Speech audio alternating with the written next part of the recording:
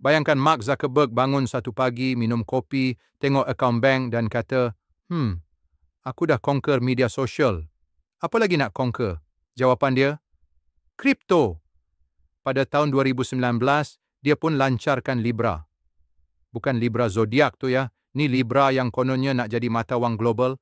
Tapi sayangnya, belum sempat Libra beli nasi lemak 2, dia dah kena serang dari pelbagai penjuru dunia, macam budak baru buka gerai burger, tapi semua orang komplain bau bawang kuat sangat.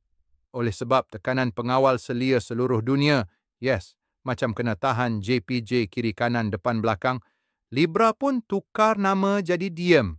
Nama pun dah macam diam-diam sudahlah.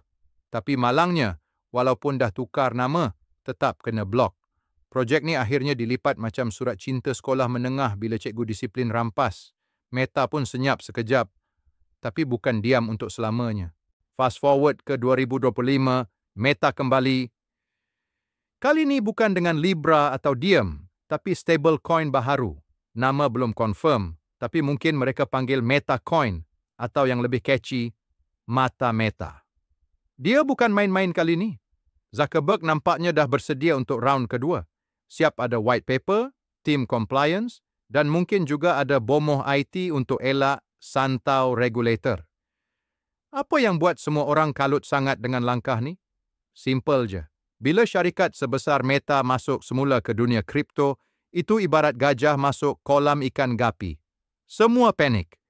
Investor excited, pengawal selia berpeluh, dan pengguna, mereka tengah sibuk cari button download stablecoin dekat Play Store.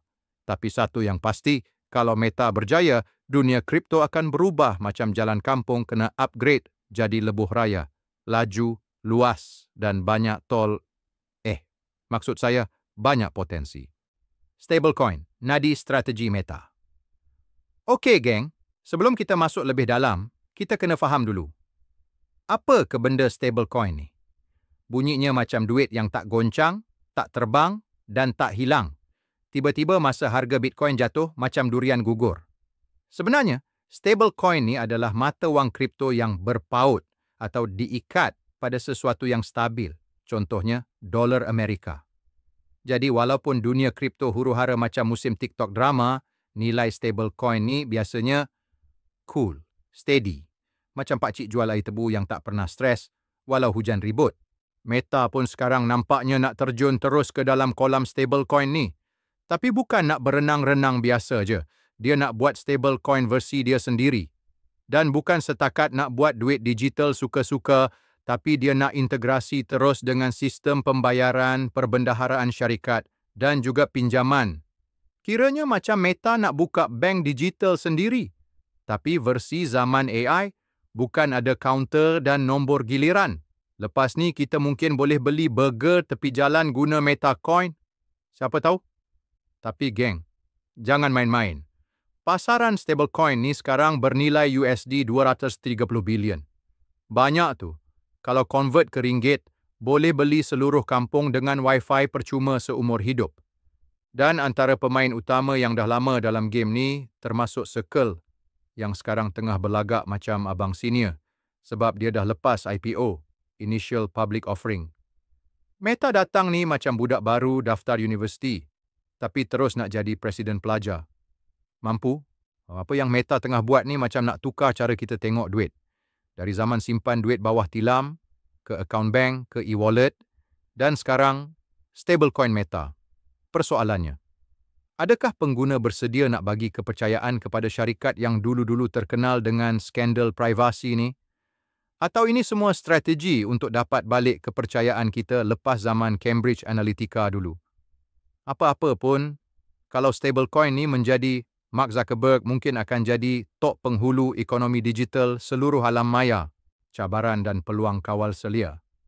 Kita semua tahu, bila syarikat besar macam Meta nak buat duit sendiri, mesti ada orang yang tak duduk diam.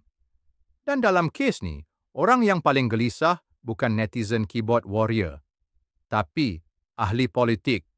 Senator Warren dan Blumenthal di Amerika tiba-tiba macam makcik biro aduan penduduk. Semua benda mereka nak soal. Mereka tanya, kenapa Meta nak buat stablecoin? Siapa kasih lesen? Mana SOP? Serius, Vibe dia macam kita nak buka gerai burger depan rumah. Tapi jiran-jiran sibuk tanya kita ada permit majlis ke tak. Masalah besar dia sebenarnya lebih dalam. Bayangkan satu syarikat teknologi gergasi yang dah ada berjuta data pengguna, sekarang nak jadi bank pula. Mulalah keluar idea-idea macam Genius Act. Bukan genius macam Einstein tu, tapi akta yang mungkin akan larang syarikat teknologi besar dari memiliki atau mengawal stablecoin. Bayangkan Facebook ada stablecoin, WhatsApp jadi bank digital, Instagram jadi tempat pinjam duit. Sekelip mata, anda scroll gambar kucing sambil bayar bil air. Takut tak? Tapi dalam setiap cabaran, ada peluang. Kalau Meta berjaya yakinkan penggubal undang-undang, mereka boleh jadi pelopor standard kawal selia stablecoin seluruh dunia. Kiranya Meta jadi macam cikgu disiplin baru. Mula-mula semua pelajar takut, tapi lama-lama semua ikut cara dia.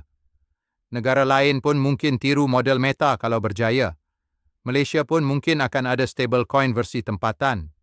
Duit mai, tukar RM ke digital, siap dapat cashback bila beli teh tarik. Namun, jangan lupa sejarah. Dulu Libra pun konon-konon nak selamatkan dunia kewangan. Akhirnya masuk peti sejuk. Jadi peluang Meta kali ini macam durian jatuh tepi jalan. Sedap kalau sempat ambil, tapi kalau lambat, orang lain sapu. Investor sekarang kena buka mata, buka minda, dan kalau boleh buka YouTube channel juga. Sebab perkembangan Meta ni bukan biasa-biasa. Dia bukan sekadar buat duit digital, tapi mungkin tengah cipta sistem ekonomi baru yang kita semua kena bersedia nak hadap. Dalam dunia kripto ni, bukan semua pemain baru boleh suka-suka datang dan conquer.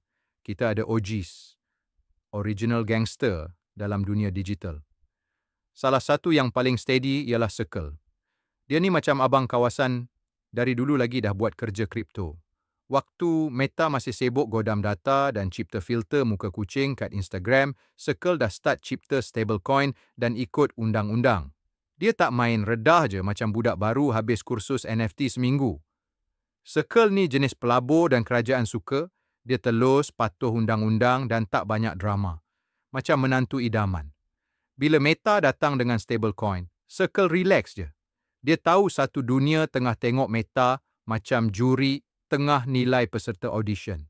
Tapi Circle tahu, kalau Meta kena serang kawal selia, dia sendiri akan kelihatan lebih selamat, lebih bersih, macam abang sedara yang datang rumah masa raya pakai baju Melayu siap songkok, sedangkan sepupu lain masih pakai seluar pendek tidur. Jadi kemasukan Meta dalam stablecoin ni walaupun macam ancaman, tapi secara tak langsung buat spotlight tertumpu kepada seluruh pasaran stablecoin. Investor yang mula teruja, pengguna yang baru tahu stablecoin wujud, dan media mula buat liputan, semua ni secara tak langsung bagi publicity percuma dekat Circle dan geng-geng kripto asli lain. Macam satu pesta makan-makan, Meta yang bawa kambing golek, tapi Circle yang dapat pujian sebab sambal dia padu. Bagi pelabur, ini masa yang sesuai nak fikir balik strategi. Meta tu besar, tapi belum tentu selamat. Circle pula dah biasa berurusan dengan undang-undang, macam kontraktor lama yang tahu semua lubang jalan. Jadi, pelabur mungkin patut letak lebih kepercayaan kepada firma-firma kripto asli yang dah biasa main ikut buku. Dalam dunia kripto yang penuh naik turun ni, kadang-kadang yang selamat tu bukan yang popular, tapi yang dah biasa kena audit, kena marah dan masih berdiri dengan senyum. Momentum kripto arus perdana. Dulu kalau sebut pasal kripto, orang akan pandang pelik. Kau main Bitcoin Bahaya tu, scam kot. Tapi sekarang, kripto dah tak duduk belakang kelas. Dia dah tukar baju sekolah, pakai blazer, pegang briefcase dan duduk dalam mesyuarat bersama bank besar. TradFi, atau nama panjang dia Traditional Finance, sekarang mula terhegeh-hegeh nak join parti blockchain. Semua tiba-tiba jadi pakar smart contract, walaupun dulu tak tahu beza antara token dengan token ayam. Sekarang kita nampak bank-bank dan institusi kewangan besar mula cipta projek stablecoin sendiri atas rangkaian Ethereum. Tiba-tiba semua nak jadi tech savvy. Ada yang cipta platform, ada yang tokenkan aset, Dan ada juga yang mula beli Bitcoin masuk dalam perbendaharaan syarikat. Contoh paling terkenal, MicroStrategy. Syarikat yang tak jual strategi pun, tapi beli Bitcoin macam beli stok Maggi masa PKP. Bos dia, Michael Saylor, dah macam duta tidak rasmi Bitcoin. Kalau ada majlis kahwin kripto, dia confirm jadi pengapit. Tapi walaupun kripto dah mula arus perdana, masih banyak cabaran. Antaranya, cukai. Yup, kerajaan mula nampak kripto ni bukan hobi semata-mata, tapi sumber pendapatan yang boleh dicukai. Bila anda jual NFT kucing comel dan untung 30,000, LHDN pun tersenyum dari jauh. Lagi satu masalah, tak ada insurans. Kalau duit hilang dalam bank, mungkin boleh dapat balik. Tapi kalau dompet kripto anda kena hack, harap maaf. Sila menangis secara senyap. Dunia kripto tak ada tabung khairat. Jadi momentum kripto sekarang macam budak kampung yang tiba-tiba masuk rancangan realiti nyanyian. Semua orang pandang, semua nak tumpang nama. Tapi tekanan pun makin kuat. Pelabur kena bijak. Jangan cuma tengok siapa yang paling glamour, tapi tengok siapa yang boleh nyanyi live tanpa sumbang. Dalam dunia kripto, tak cukup jadi viral. Kena juga ada asas, pematuhan dan strategi jangka panjang. Sebab kalau tak, anda mungkin trending hari ini, tapi esok masuk senarai top 10 projek gagal 2025. Piawaian audit kripto amat diperlukan. Kalau sebut audit, ramai pelabur kripto tiba-tiba nak ketandas. Serius, audit ni macam polis trafik di simpang yang selalu kita langgar lampu merah. Kita tahu dia penting, tapi kita pura-pura tak nampak. Dalam dunia kripto, audit masih dianggap macam mak mertua yang suka tanya soalan susah. Wallet address ni kenapa ada banyak transaksi tengah malam ya? Malangnya, sekarang ni memang tiada piawaian audit tetap untuk aset kripto. Bayangkan syarikat pegang berbilion dolar, tapi sistem kira-kira mereka masih pakai Excel 2007. Memang AICPA, American Institute of Certified Public Accountants, ada keluarkan panduan, tapi ibarat dia bagi kita peta ke hutan, tanpa bagi kompas. Ramai firma kripto suka buat audit sendiri-sendiri. Ada yang panggil audit bebas, tapi sebenarnya macam budak tulis karangan sendiri, lepas tu tanda sendiri, siap bagi markah A+. Bila kita tengok stablecoin makin masuk dalam sistem kewangan arus perdana, kita mula sedar, kalau tak ada audit yang standard, kita semua macam main Jenga atas meja goyang. Dan inilah tempat Meta mungkin memainkan peranan besar. Bila syarikat besar macam Meta nak lancarkan stablecoin, dia secara automatik tarik perhatian penggubal undang-undang, agensi audit dan mungkin juga juru audit yang dah lama bersara. Semua orang akan tekan butang panik dan cakap, okey, cukup-cukuplah main-main. Kita kena buat sistem audit rasmi. Jadi, Meta mungkin secara tak langsung akan mempercepatkan proses pembentukan piawaian audit kripto global. Kiranya, Meta jadi macam anak orang kaya yang bila nak kahwin, semua adat kampung kena upgrade jadi VIP. Jadi apa moral cerita ni? Kalau nak dunia kripto jadi betul-betul selamat dan diyakini, kita kena ada sistem audit yang telus, jelas dan diterima seluruh dunia. Tak boleh lagi guna alasan blockchain dah cukup transparent bro. Sebab pelabur besar, syarikat multinasional dan kerajaan bukan nak tengok berapa banyak emoji dalam white paper. Mereka nak tengok nombor, laporan dan siapa yang semak kira-kira tu. Dunia kripto dah besar sangat untuk terus hidup dengan sistem percaya je lah. Kita perlukan bukti hitam putih, walaupun dalam dunia yang serba digital. Mengurus risiko usaha kripto Meta. Kalau kita nak cerita pasal Meta masuk dunia kripto semula, kita tak boleh lupa satu benda. Sejarah hitam Libra dan Diem. Ibarat bekas kekasih yang dulu tinggalkan kita tanpa explanation, tiba-tiba sekarang nak datang balik bawa cincin. Tapi kita masih ingat, dulu dia janji nak ubah dunia kewangan. Tapi akhirnya ghosting. Sebab tak tahan tekanan keluarga. Baca penggubal undang-undang. Masalah utama, Meta ni dah ada rekod. Dan bukan rekod lagu viral. Tapi rekod privacy leak, data breach dan skim yang orang masih ingat sampai sekarang. Jadi sekarang bila Meta datang balik dengan stablecoin, semua orang jadi waspada. Regulator macam JPJ nampak kereta sport tanpa nombor plat, confirm kena tahan tepi. Risiko kawal selia ni besar, geng. Tambah pula saingan stablecoin sekarang makin sengit. Kita ada USDT, USDC, DAI dan macam-macam lagi yang dah jadi pilihan ramai. Meta masuk ni macam budak baru join kelas, tapi terus duduk depan cikgu, guna pen Parker, pakai blazer, gaya lebih, hasil belum tentu. Tambahan lagi, pasaran kripto ni memang tak stabil. Hari ni harga melonjak macam roti naik oven, esok boleh jatuh macam cucur terlebih baking soda.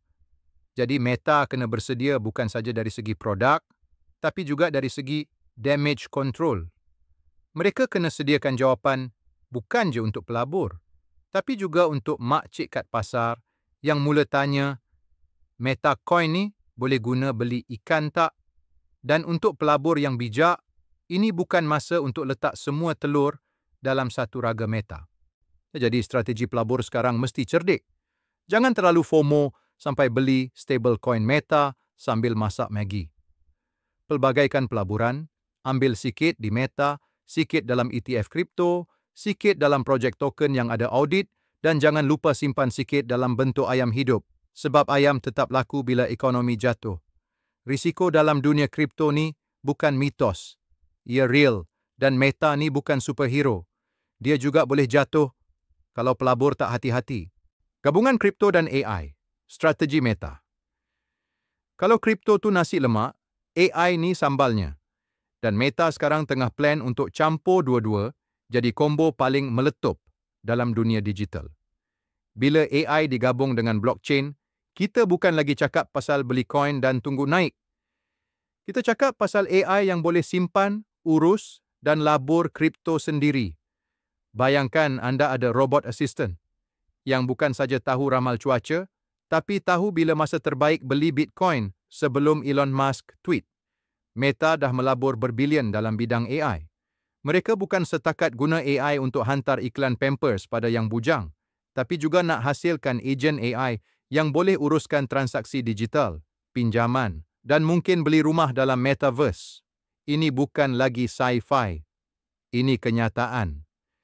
Ejen AI dengan dompet kripto sedang dibina dan Meta sedang usahakan supaya anda ada Cik Intan AI yang bukan saja ingatkan bayar bil, tapi tolong bayar sekali. Gabungan AI dan blockchain ni buka peluang pelaburan baru. Sekarang kita nampak trend AI-driven crypto, di mana teknologi pembelajaran mesin digunakan untuk buat trading, detect scam, dan urus dana. Bagi pelabur, ini ibarat masuk lombong emas dengan traktor berteknologi tinggi, potensi tinggi, risiko pun ada, tapi pulangan dia boleh buat senyum sampai ke telinga. Soalan dia sekarang, adakah Meta akan jadi syarikat pertama yang betul-betul realisasikan idea ni? Kalau ya, kita bakal masuk fasa di mana dompet digital kita boleh bercakap, nasihatkan kita, dan mungkin marah kalau kita boros beli skin ML. Dunia kripto plus AI bakal jadi game changer. Tapi ingat, dalam teknologi, yang cepat bukan selalu menang. Tapi yang buat orang lain percaya, dialah yang kekal lama. Rumusan untuk pelabur kripto. Akhirnya kita sampai ke penghujung cerita. Dan macam semua drama, kita kena ada moral dan pesanan. Dalam kes ni, Meta mungkin jadi pemain utama yang akan membawa kripto ke arus perdana. Tapi bukan tanpa halangan. Regulasi, isu privasi, persaingan dan reputasi lama semua jadi batu penghalang. Namun, potensi gila besar. Kalau berjaya, Meta akan ubah cara kita faham dan guna duit digital. Tapi jangan jadi pelabur yang terlalu taksub. Kita kena ingat, dunia kripto ni macam taman tema. Seronok, penuh warna-warni, tapi juga ada roller coaster yang buat muntah. Meta bawa nama besar, tapi tak bermakna kita letak semua duit dalam satu token. Peluang banyak, dari token AI, stablecoin lama, projek NFT utility, hingga ke tokenisasi harta. Pelbagaikan, selidik, dan pastikan pelaburan anda ada sandaran logik dan bukan semata-mata hype. Apa pelan tindakan sekarang? Pertama, kekal peka dengan berita dan perubahan regulasi. Kedua, pilih projek yang fokus pada pematuhan dan keselamatan. Ketiga, jangan takut nak explore gabungan teknologi baru seperti AI kripto. Dan keempat, paling penting, jangan lupa jaga emosi masa harga jatuh. Jangan biar emosi bawa anda beli koin dengan nama pelik macam Floki Inu 1 Malaysia. Kesimpulannya, dunia kripto dah bukan mainan orang geek semata-mata. Ia dah masuk ke dunia sebenar, kewangan, pelaburan, teknologi, bahkan budaya.